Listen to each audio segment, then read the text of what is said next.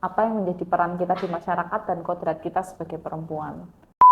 Menyeimbangkan gitu ya kemajuan kota dan kemajuan peradaban masyarakatnya. Amin. Ini adalah Banyu Milih Neng Ora Keli.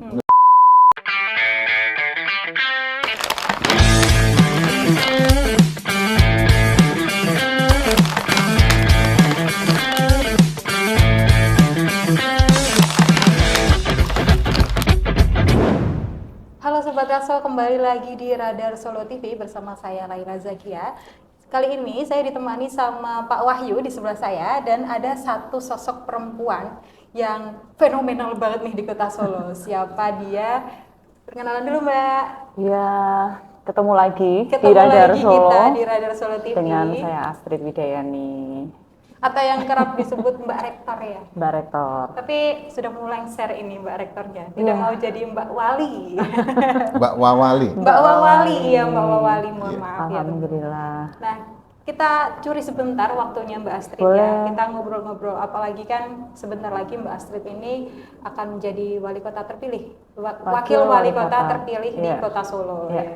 Pasti kan banyak yang penasaran, apalagi Iya. itu masyarakat kota Solo. Iya. Bagi Mbak Astrid ini adalah salah satu pemimpin wanita yang kemudian terpilih di area Solo Raya. Pasti kan ada kisah-kisah hebat di baliknya. Bener nggak Pak Wahyu? Ya, berarti Mbak Astrid ini sudah mencetak sejarah. Dulu waktu kesini saya tanya, Iya. sudah siap mencetak sejarah karena menjadi perempuan pertama ya Mbak Astrid. Iya, kebetulan di Solo eksekutifnya belum pernah Belum kandidat pernah perempuan eksekutif, dan ya? bahkan terpilih ya, alhamdulillah. Oke. Berarti sesuai harapan jenengan. Oke, amin. Alhamdulillah. Coba, gimana Mbak Astrid? Apanya? Perasaannya? Kalau perasaannya tentu sangat bersyukur dan lega gitu ya, sudah mengikuti kontestasi pilkada selama ya mungkin bisa dibilang hampir 6 bulan terakhir Ya. dengan berbagai macam dinamika dan juga pengalaman-pengalaman baru, karena mungkin juga teman-teman tahu saya bukan background dari politik. Saya dari akademisi, rektor di Universitas Surakarta, 15 tahun lebih berkecimpung di dunia pendidikan. Dan alhamdulillah Solo saat ini pas kebutuhannya tidak hanya pembangunan dari sektor fisik saja atau infrastruktur, tetapi juga pembangunan sumber daya manusia. Jadi mudah-mudahan dengan hadirnya saya sebagai wakil wali kota nanti bisa menyeimbangkan gitu ya kemajuan kota dan kemajuan peradaban masyarakatnya. Amin. Amin. Itu rasanya waktu quick count itu di Augusto kayak nggak salah ya Mbak Astrid itu ya? Sebelumnya bareng tim SES itu kita ngawal mulai dari coblosan awal itu ya, di pagi sampai sore kita ngawal. Oke, terus waktu itu finalnya Iya. gimana itu? Wah, ternyata suaranya meledak gitu. Euforianya itu. Iya, tentu selain bersyukur, sebenarnya sebelum hari H juga kita selalu pantau juga ya untuk bagaimana peluang kemenangan, kemudian strategi-strategi dalam rangka pilkada itu untuk kampanye dan lain sebagainya. Jadi pada waktu itu sih sudah ada keyakinan insya Allah bisa mengungguli lawan. Jadi pada waktu hasilnya sesuai dengan harapan kami tentunya sangat senang sekali. Jadi memang sudah diprediksi gitu sebelumnya. Wes, termasuk kostumnya kalau nggak salah putih-putih ya kemarin tuh waktu nyoblos ya. Biru iya. putih apa ya gitu? Iya betul, kok masih ingat ya? Masih ingat, karena salah saya ingat Sama semuanya. ini, gitu ya. sama keluarga memang saya sengaja putih-putih. Putih-putih ya. Karena kan selain rencananya membawa warna baru di Solo, tapi kan kita harus mulai dengan netralitas semuanya. Kita tangan terbuka untuk semua pihak dan golongan di kota Oke, Solo. oke, Jadi iya, iya. pilih warnanya putih. Oh, seperti itu. Kenapa bisa jadi sorotan juga karena selain Mbak Astrid ini adalah satu-satunya perempuan ya. Iya. Karena Mbak Astrid juga mewakili atau merepresentasikan kita-kita dari Gen Z nih Mbak. Iya Iya, kan, jiwanya terima masih kasih. muda banget gitu. Akhirnya Saya kita juga punya- Gen Z, saya. Oh iya. Ini di sini Gen Z semua ya. Gen Z semua, iya. Jadi kan cukup Mbak Astrid Iya, ini cukup iya. jadi sorotan Iya, juga iya. untuk kaum muda gitu. Mm-mm, Apalagi alhamdulillah. teman-teman Sivitas juga Iya. ya. Teman-teman mahasiswa gitu ya. Tapi boleh nggak sih Mbak dibocorin sedikit perjalanannya gitu Mbak sampai sekarang itu bisa jadi sampai sekarang itu gimana sih Mbak? Perjalanannya. Dulu tuh istilahnya kalau bahasa Jawanya tuh sejak awal Gibribe sampai sekarang itu gimana sih kalau Iya. secara garis besarnya aja nih Mbak? Iya. Saya kan punya prinsip ya, mungkin di beberapa media pernah baca juga prinsipnya adalah Banyu Milih Neng Ora Keli. Wes. Jadi mengikuti arus kehidupan tapi kita harus punya prinsip. Nah, salah satu prinsip saya karena saya dibesarkan di lingkungan pendidikan yaitu salah satunya bagaimana turut mencerdaskan kehidupan bangsa. Jadi itu yang saya jalani. Selain profesi saya sebagai rektor, saya juga punya banyak program-program untuk pengembangan sumber daya manusia. Awalnya itu, dan kemudian setelah lama gitu ya di pengabdian masyarakat,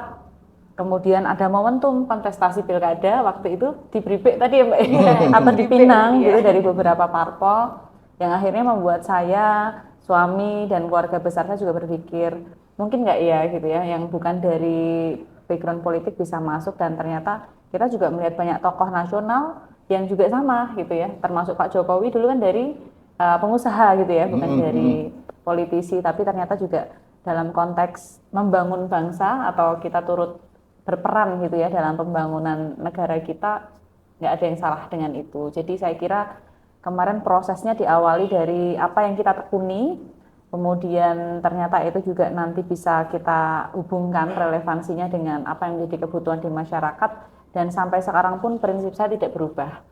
Sehingga ketika pada waktu proses, saya kira dengan kita menonjolkan apa yang menjadi kelebihan kita, menjadi diri sendiri, dan kemudian bagaimana peran-peran yang dulu belum tersentuh, misalnya perhatian terhadap keluarga, ibu-ibu, termasuk anak-anak muda gitu ya, ini akhirnya saya sentuh juga, sehingga itulah yang mungkin menjadikan banyak masyarakat memiliki aspirasi-aspirasi yang selama ini belum terdengar, bisa kami dengarkan seperti itu, dan akhirnya banyak yang mendukung.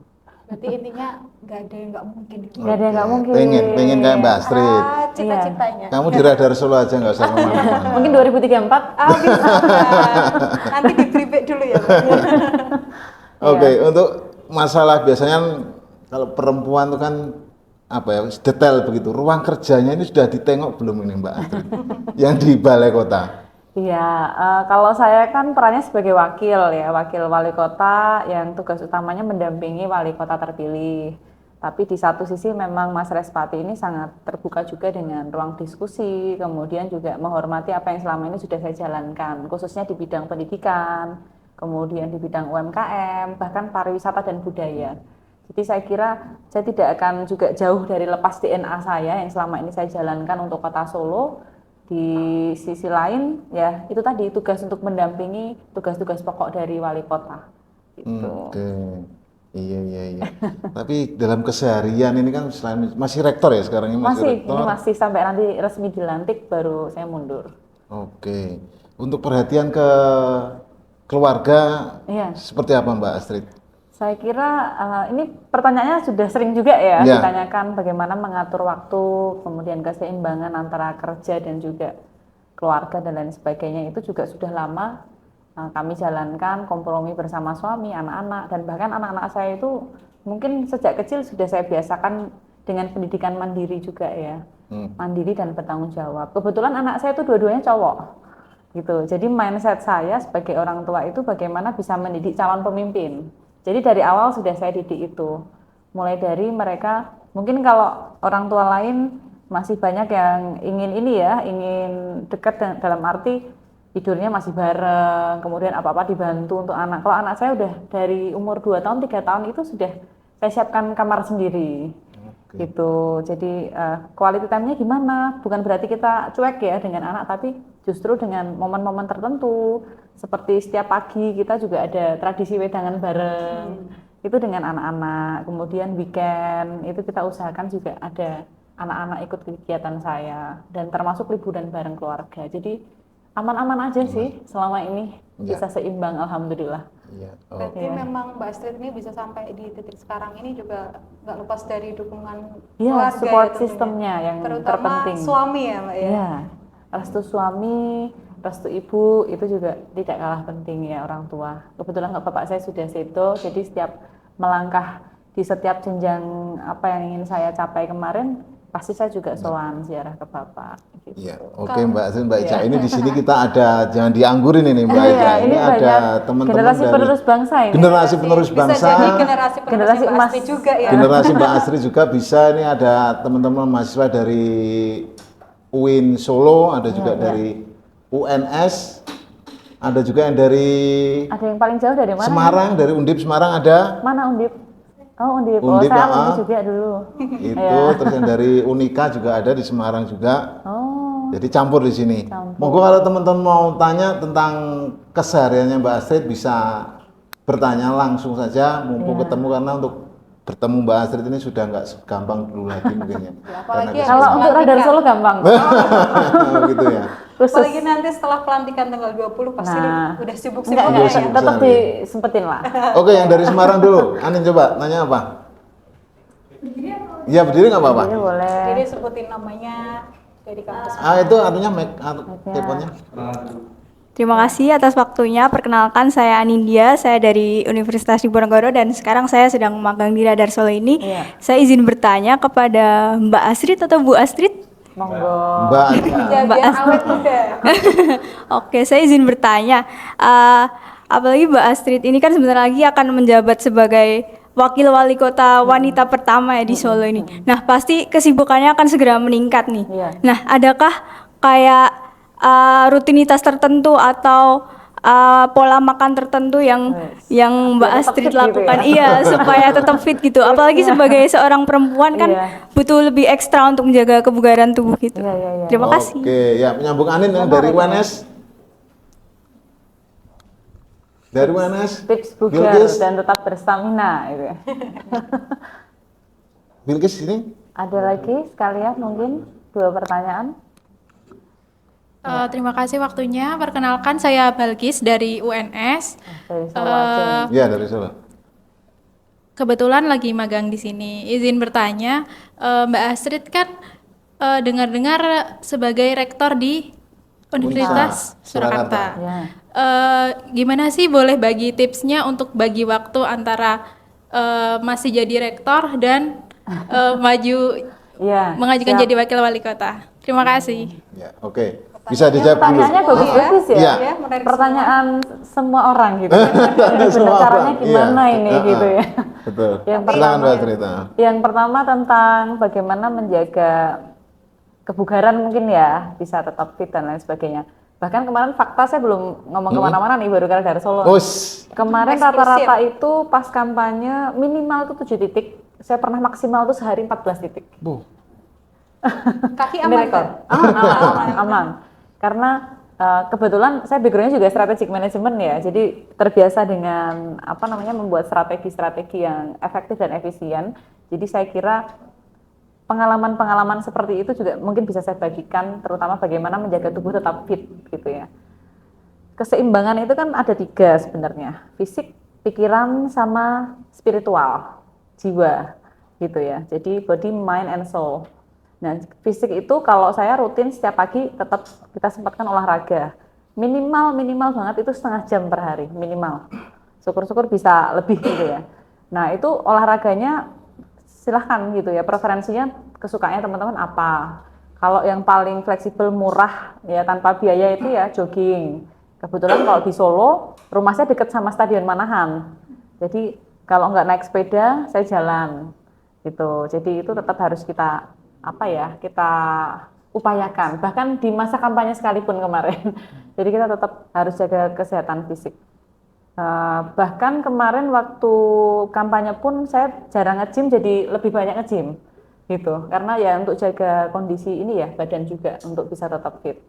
Kemudian makan teratur dan gizi seimbang itu juga saya kira penting ya. Kalau anak-anak muda sekarang kan sukanya banyak jajanan gorengan, tepung, micin, sama apa sih? Ya banyak Stas yang jumbo. Ya, stay jumbo khas Solo itulah. tuh. Jadi minimal kayak protein, karbohidrat, kemudian lemak baik dan lain sebagainya itu juga perlu diperhatikan supaya asupan ke gizinya lebih dari cukup ya untuk berpikir untuk melaksanakan kegiatan sehari-hari, melakukan aktivitas sehari-hari. Itu yang badan ya, termasuk tidur. Tidurnya nggak boleh begadang overthinking ya. Itu dipastikan juga cukup. Tapi kalau kasus saya mungkin perkecualian ya, karena dulu itu kan saya lakunya 2, laku fisik sama laku doa spiritual. Jadi mungkin sehari itu mungkin ya 4 jam lah, 3-4 jam per hari itu. Tapi jangan ditiru yang ini ya. Ini karena baru ada hajat. Kalau yang umum rata-rata 6-7 jam itu minimal harus bisa kita penuhi untuk istirahat yang baik gitu. Kemudian dari sisi fisik udah, body, mind. Nah, pikiran ini juga penting untuk kita seimbangkan. Kalau saya, bahkan ketika pas kampanye kemarin, mungkin tim saya juga tahu ya, yang ngikutin saya sehari-hari, di antara 7 sampai 10 event per hari, ada satu jeda itu saya pasti cari lingkungan yang sepi, ya untuk me time lah ya. Bisa jadi saya cari tempat kuliner yang agak-agak delik gitu ya, busuk gitu, yang benar-benar nggak banyak orang, yang saya bisa menurunkan tensi pikiran dan lain sebagainya, atau apapun itu kesukaan teman-teman. Kalau anak-anak muda sekarang kan bisa dipreferensikan dengan hobinya apa gitu. Jadi hobi masing-masing itu dijalankan untuk keseimbangan pikiran, karena seproduktif apapun kita, kalau kita hanya bekerja saja, itu akan ada waktunya nanti burnout, jadi kayak capek gitu. Nah, itu tetap harus diseimbangkan dengan keseimbangan pikiran. Nah, yang terakhir spiritual. Ini juga nggak kalah penting ya. Spiritual itu ya, kalau kita orang beriman kan kita punya agama ya, dengan ibadah, dengan berdoa, dengan beramal dan lain sebagainya, untuk kita bisa tetap seimbang. Jadi tiga-tiganya ini memang harus dijalankan secara baik. Itu tipsnya sebenarnya ya. Terus yang kedua, kaitannya bagaimana membagi waktu antara tugas saya sebagai rektor dan menuju ini ya, kemarin kandidat itu ya. Kebetulan selama kampanye, kalau kampanye kemarin memang diminta cuti, tidak boleh ke kampus sama sekali. Yang tidak boleh itu kan waktu kampanye di lingkungan instansi pendidikan dan keagamaan. Nah, kebetulan saya kerjanya di pendidikan, jadi nggak boleh sama sekali. Bahkan kemarin saya melewatkan dies natalis kampus, wisuda kampus, itu banyak mahasiswa saya yang nunggu Mbak Rektor untuk wisuda ya. Nah, Mbak Rektor nggak datang gitu, banyak yang menunggu gitu. Tapi memang aturannya seperti itu dari KPU. Jadi kalau dilihat dari frekuensi pasti sudah jauh berkurang sebagai rektor karena cuti, tapi secara umum tugasnya saya delegasikan. Nah, salah satu fungsi kepemimpinan itu ya Mbak ya. Nanti kalau semua di sini jadi pemimpin, selain pinter kita membagi waktu, kemudian membagi peran, ini juga yang terpenting adalah seni delegasi. Jadi bagaimana ada beberapa tugas atau beban kerja yang harus kita delegasikan pada orang yang tepat. Itu aja. Ya, makasih. Oke, menarik sekali ya. Jadi ada tips-tips sederhana tapi bermanfaat ini ya, dari semoga langsung bisa diaplikasikan ya. Tapi kalau boleh kepo nih Mbak Astrid, apa nih, Mbak? tadi kan Mbak Astrid ngomongin soal hobi. Iya. Kalau dilihat-lihat ini kan Mbak Astrid itu bisa segalanya, nyanyi bisa, olahraga bisa, ngomong juga bisa, gitu kan. Sebenarnya hobinya Mbak Astrid itu apa sih?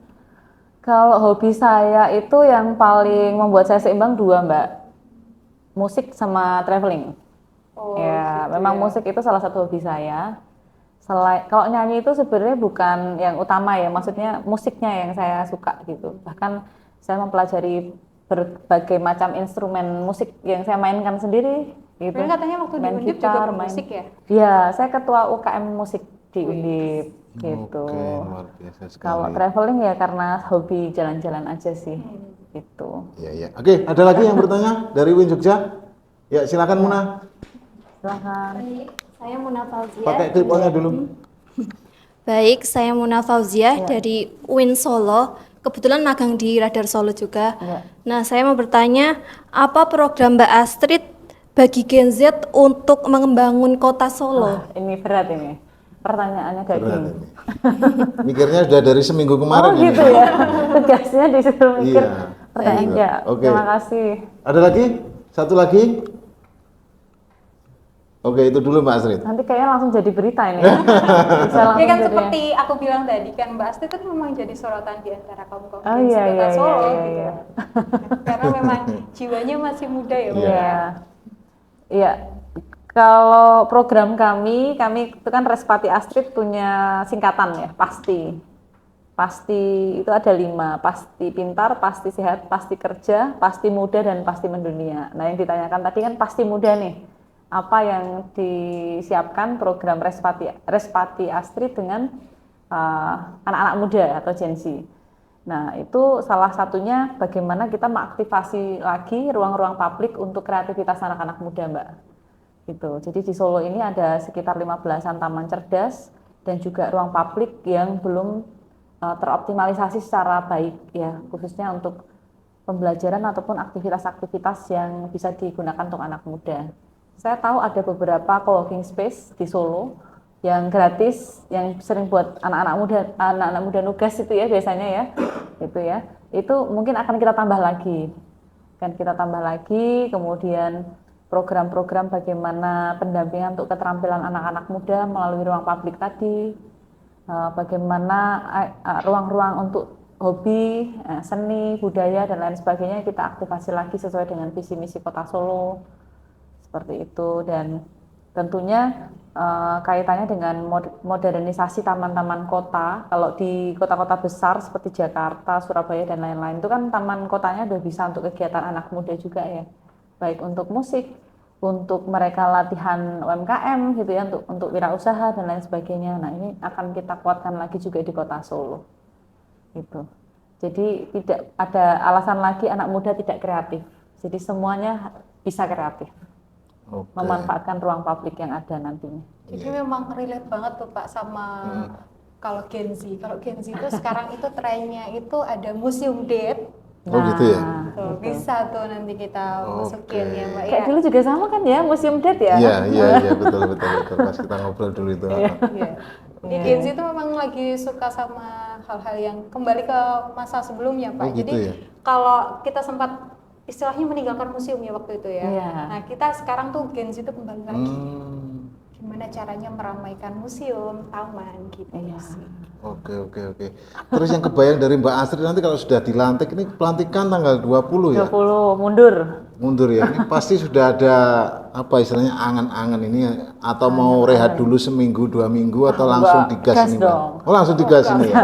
100 hari.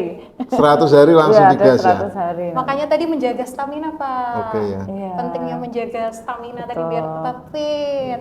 Tadi ada bocoran pas selesai pelantikan ada acara khusus Mbak Astrid di Balai Kota? Iya, insya Allah akan ada doa bersama semacam tasyakuran karena banyak pihak yang sudah mendukung kami, Mas Respati dan saya selama masa kampanye sampai dampingi selesai dengan pemenangan ini ya tentunya perlu juga kita adakan syukuran. Oke, mengundang rival sebelumnya? Ya semua kan kita Oh, semua diundang ya, dirangkul ya, semua ya. masyarakat Solo sekarang, tidak ada rival lagi. Oh, begitu ya. Sudah Sekarang jadi sudah- satu. Ada rival. Sudah jadi Iya. satu ya. Sudah jadi satu. Karena kita semua bersaudara Pak. Oke, Iya. benar juga. Dulu panas, sekarang sudah saling merangkul gitu ya Mbak Astrid. Iya, betul. Iya, oke. Ada lagi penanya dari mahasiswa? Devi mungkin kayaknya udah mau ancang-ancang mau nanya tapi nggak keluar-keluar. Coba nanya apa Devi? Belum ada? Yang dari Win Jogja belum Win Jogja udah. Win Jogja ada yang nanya? Nggak ada? Kalau gitu aku deh yang nanya. Iya, oke. Boleh. Mbak Astrid ini kan dukungan keluarga itu penuh ya buat Mbak Astrid. Sebenarnya ada nggak sih dari pihak keluarga yang menginspirasi Mbak Astrid sampai Mbak Astrid tuh di titik sampai sekarang gitu? Wow, iya ini agak dalam ya. Nanya ya. Kalau saya itu motivator utama salah satunya almarhum Bapak. Nah Bapak itu betul-betul dari nol, from zero to hero untuk keluarga ya. Karena dari background beliau itu yang dulu benar-benar nggak cuma dari desa, tapi dari gunung kata almarhum Bapak. Aku kira orang desa tapi orang gunung gitu. Mbak. Gunung Jadi mana itu, benar- Mbak? Pacitan. Oh, Pacitan, Dari Kulung ini. Iya, jadi betul-betul datang ke Solo, bangun yayasan, pendidikan, kemudian sampai ada kampus dan lain sebagainya. Terus kami juga sebagai generasi penerus yang melanjutkan, bahkan saya juga banyak menginisiasi program dan bisnis di bidang pendidikan gitu ya. Jadi dukungan dari keluarga tentu salah satunya karena ada motivasi. Ibaratnya bapak dulu yang nggak punya apa-apa aja bisa menjadi seseorang gitu, apalagi saya yang sudah dilahirkan enak, banyak privilege, kemudian juga banyak kesempatan-kesempatan yang sebaiknya bisa diarahkan menjadi hal yang positif, kenapa enggak gitu. Jadi ibaratnya kalau dari prinsip kan kalau udah punya apa-apa enak, ngapain gitu kok pakai repot-repot. Kalau saya malah kebalikannya. Saya berpikir justru karena kita punya privilege, kita punya banyak teman-teman, networking, kesempatan, maka ya harus kita optimalkan. Gitu. Oke. Keren banget. Iya. Sosok panutan aku nih salah satunya Pak. Oke, kalau di luar sana kan banyak yang beranggapan bahwa wakil itu awak karo sikil ya, Awak Mbak. harus sikil, itu banyak yang mengingatkan juga ya. Iya, itu gimana? Kalau dari pandangan Mbak Astrid gimana Mbak Astrid? Ya, Saya sendiri sampai sekarang tetap mempunyai prinsip kerja ya sesuai dengan porsi ya. Karena ada kerja pemerintahan, ada kerja personal dan ada kerja yang sesuai dengan profesi saya gitu. Jadi kalau saya sudah jadi wakil wali kota, tetap nanti ada porsi yang saya jalankan sebagai wakil wali kota. Tapi yang kerja personal kan tadi saya punya prinsip mencerdaskan kehidupan bangsa itu tetap harus saya jalankan. Saya punya yayasan, saya juga punya sekolahan gitu ya. Jadi itu tidak akan saya hentikan juga, tetap saya jalankan. Kerja profesi yang berkaitan dengan organisasi, saya alhamdulillah dipercaya sebagai Ketua UMKM Jawa Tengah gitu ya, di ACSB, di Kamar Entrepreneur Indonesia, bahkan di Kadin Solo, di HIPMI Solo, itu saya kan punya banyak organisasi, tetap akan saya jalankan juga. Jadi setelah jadi wakil wali kota, tetap peran-peran itu akan tetap saya jalankan. Oke, terus yang sekolahnya di Swiss ya kan nggak salah? Iya, itu Gimana tetap saya nasibnya? lanjutkan. Oh, dilanjutkan Iya. juga? Kemarin saya cuti 1 tahun untuk Oh, pilkada. cuti 1 tahun. Iya. Oke. Keren banget ya. Heeh. Mau sekolah di Swiss? Ya, insya Allah. Jika Tuhan menghendaki. Oke, ada lagi yang dari teman-teman mahasiswa? Oke, Mas Rizal dari UNS. Baik, perkenalkan nama saya Rizal, saya mahasiswa dari UNS, dan saya magang di Radar Solo. Pertanyaan saya kepada Mbak Astrid adalah, apa saja kiat-kiat yang perlu dilakukan oleh Pemkab Solo, terutama untuk meningkatkan pariwisata di Kota Solo? Karena kita tahu pariwisata di Kota Solo kan juga mulai naik di kancah nasional, bahkan internasional juga. Lalu, dan kita juga harus melihat ke saudara kita, Jogja. Kalau Jogja kan memang sudah terkenal dengan pariwisatanya, ada pantai, ada candi. Nah, apakah di Solo masih ada kemungkinan untuk meningkatkan Wisata. pariwisatanya itu? Ya. Iya. Sekian, terima kasih. Ya, terima kasih. Menarik ini karena bisa dikatakan Solo itu juga bertumpu pada pariwisata. Tapi sejatinya Solo itu kan dikenalnya sebagai kota perdagangan dan kota budaya. Ya. Dari sisi ekonomi kita tahu Solo banyak ya dijadikan tempat investasi dan lain sebagainya. Di sisi perdagangan sejak sejarahnya dulu, gitu ya, sejak sejarahnya dulu kan banyak pedagang masuk ke Solo. Ya, karena lewat Sungai Bengawan Solo itu ya, Mbak. Ya, makanya kalau di Solo itu pekerja formal dan informal banyak informal. Karena wataknya itu ibaratnya nggak suka disuruh-suruh, sukanya jadi bos semua. Karena kota perdagangan itu. Di sisi lain kalau berbicara pariwisata, karena kita berbasis budaya, memang rata-rata Solo itu kita banyak melihat dari sisi sejarah, dari sisi bangunan-bangunan lama gitu ya. Yang mana kita tahu Solo kurang sekali untuk sumber daya alamnya. Ya wisata alam kan nggak ada nih. Kalau kita mau wisata alam kan harus ke Kabupaten penyangga di sekitar Solo, di Karanganyar, mungkin kita pengen ke Wonogiri dan lain sebagainya, itu untuk wisata-wisata di sektor alam. Tapi di sisi lain memang Solo itu juga sangat potensial di bidang MICE, yang meeting, invention, conference, dan exhibition ya, kaitannya dengan event, festival, dan lain sebagainya. Termasuk Solo ini sudah ada program untuk menjadi pusat kegiatan nasional atau PKN. Nah, jadi saya kira dari sektor pariwisata yang MICE ini akan terus kita kuatkan, yang sudah kuat ini akan terus kita kuatkan. Di sisi lain, yang sisi tadi potensi budaya, sejarah ya, dan lain sebagainya juga akan semakin kita kemas untuk bisa lebih menarik. Untuk bagaimana tadi disampaikan juga ya, ternyata anak-anak muda sekarang suka museum date, suka mereka jalan ke tempat-tempat yang bersejarah. Anak sekarang bilangnya hidden gems, gitu ya, hidden gems. Itu nemu di Solo itu juga banyak banget. Yang tentunya dengan semangat itu pariwisata Solo yang dibalut dengan festival, event-event yang terus akan kita jaga frekuensinya. Di sisi lain kemasan-kemasan seperti dengan banyaknya wisatawan masuk ke Zayat misalnya, kita harus sambungkan wisata religi itu dengan Kampung Arab di Pasar Kliwon misalnya. Nanti juga akan kita garap di sana untuk kita kuatkan lagi dari sisi Kampung Arabnya. Nanti pecinan Solo di daerah ya seperti kita tahu kemarin Imlek ya, di daerah Pasar Gede Sudiro Prajan dan lain sebagainya dan seterusnya. Ya hanya kemasannya yang kita sesuaikan lagi untuk bisa lebih menarik dari sisi kacamata wisatawan. Oke, berarti saling terintegrasi begitu ya. Saling Dan yang tidak kalah penting mungkin sedikit saya tambahkan, perlunya juga membangun koneksi antar wilayah. Nanti termasuk di sektor pariwisata kita nanti akan banyak bundling juga ya, atau kerjasama program-program pariwisata dengan kabupaten sekitar. Oke, Gitu. misalnya wisatanya ke Karanganyar tapi kulinernya di Kulinernya di Solo, Solo, begitu ya. nginepnya di Solo. Nginepnya di Solo, begitu ya. Supaya lebih lama Oke. perputarannya uang di Solo. Iya, iya. Gitu. Baik, Cak, ada pertanyaan lagi? Kalau aku sih ini ya, karena kita sama-sama perempuan, Iya. perempuan itu memang lebih banyak ya. Mm-mm. Tapi nggak sebanyak Mbak Astrid yang Gitu ya? memutuskan untuk berani. Gitu.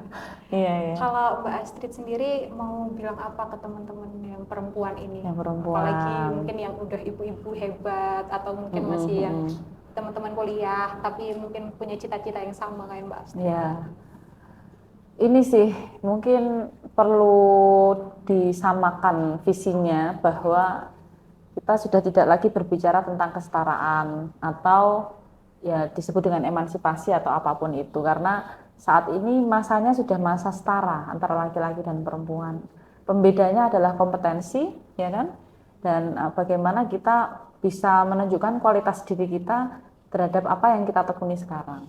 Kalau misalnya teman-teman dari komunikasi atau jurnalistik atau apapun itu ya di bidang media, ya tunjukkan itu sebaik mungkin. Buktinya kayak Mbak Mutia Hafid sekarang jadi Menteri Komunikasi, ya, dan ya, digital dan komunikasi itu. Jadi saya kira apapun itu sekarang mungkin, ya, apapun itu sekarang mungkin, dan tentunya harus juga bisa membedakan sekali lagi apa yang menjadi peran kita di masyarakat dan kodrat kita sebagai perempuan. Karena bagaimanapun ya perempuan akan menjadi ibu, perempuan akan menjadi istri di rumah, yang perannya itu juga tidak bisa digantikan. Gitu. Tapi kalau masalah apa ya, pembagian waktu, urusan untuk keluarga, semuanya itu saya kira bisa dikompromikan. Kayak semacam saya sama suami itu kayak mau jemput anak juga gantian. Nggak harus misalnya yang jemput itu harus ibu atau harus bapak gitu ya. Apapun itu. Jadi tetap berkarya, tetap berdaya, tapi tidak melupakan kodratnya sebagai wanita. Kalau kata anak zaman sekarang, Iya. meningkatkan value ya Mbak. Iya, itu anak Gen Z itu suka kata-kata. Meningkatkan value gitu. Oke, luar biasa ini ya. Menarik ini. Oke. Iya, iya. Ada pertanyaan lagi? Tidak ada kayaknya. Iya. Baik, Cak. Karena Mbak Astrid sibuk sekali hari ini, udah ditunggu. Habis diculik ini ya. Habis diculik. Culik. Nanti kita sambung lagi, mungkin Boleh. habis pelantikan kita ngobrol-ngobrol di ruang kerjanya Mbak Wali Menarik Kota. sekali itu ya. Kita intip bareng-bareng boleh? Iya, Boleh. kita ruang sekali. kerjanya mungkin mau didekorasi seperti apa, karena dulu isinya cowok bapak-bapak semua. Termasuk rungdinnya ya. Termasuk rundinya, nanti kita grebek ke sana. Oke, Mbak Ica, closing silakan. Iya, iya. Sebelum closing Mbak, Iya, kata-kata hari ini. Kata-kata hari ini. kata-kata hari ini. Ayo jangan lupa kerja karena kita butuh cincin di jari manis, bukan bucin dan janji manis. Wih, applause dulu. Luar biasa. Terima kasih Mbak Astrid atas kehadirannya di Radar Solo TV. Sama-sama. Nanti kita intip ke ruang kerjanya. Boleh sekali. Nah, itu dia teman-teman ngobrol singkat kita sama Mbak Astrid, Iya. Wakil Wali Kota terpilih Kota Solo, yang tentunya Terima kasih sosok yang banyak luar biasa semuanya. juga. Terima kasih. Wassalamualaikum warahmatullahi wabarakatuh. Waalaikumsalam warahmatullahi wabarakatuh. Terima kasih Mas Terus. Astrid ya. Iya, terus.